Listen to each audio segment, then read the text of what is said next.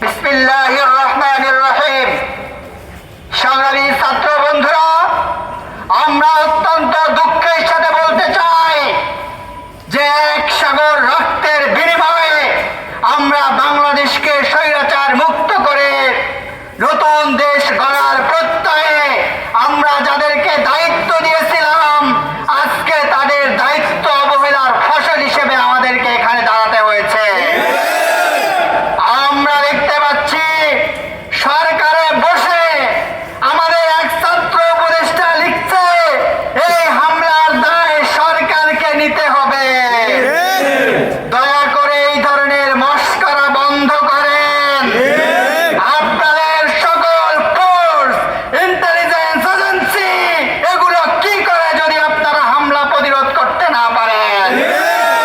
চট্টগ্রাম বিশ্ববিদ্যালয়ে যে হামলা হয়েছে, বাকৃবিতে যে হামলা হয়েছে, তাকে আমরা স্পষ্টত সন্ত্রাসী কার্যক্রম হিসেবে আমরা উল্লেখ করছি।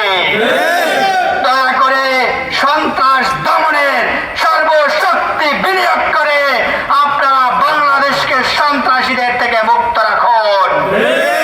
আমরা আরো দুঃখের সাথে দেখতে পাই 5 আগস্টের বিপ্লবের পরে আমাদের শিক্ষার্থীদের অন্যতম দাবি ছিল ছাত্র সংসদ নির্বাচন। এই ছাত্র সংসদ নির্বাচনকে বন্ধ করার জন্য রাজশাহী বিশ্ববিদ্যালয়ে শিক্ষার্থীদের উপরে সন্ত্রাসী হামলা করা হয়েছে। ঢাকা বিশ্ববিদ্যালয়ে ডাকসুকে বন্ধ করার জন্য বামপাড়ার সন্ত্রাসীরা উঠে পড়ে লেগেছে। বাংলাদেশের সকল শিক্ষার্থী সমাজ, সকল ছাত্র জনতা একত্রিতভাবে সর্বশক্তি বিনিয়োগ করে হলেও ছাত্র সংসদ নির্বাচন কার্যকর করবে ইনশাআল্লাহ।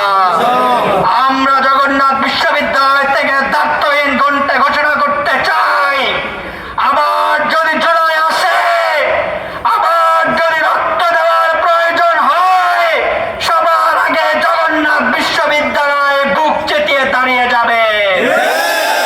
আমরা শহীদ সাজিদের উদ্দেশ্যে, সুতরাং আমাদেরকে কেউ দাঁড়ায় রাখতে পারবে না।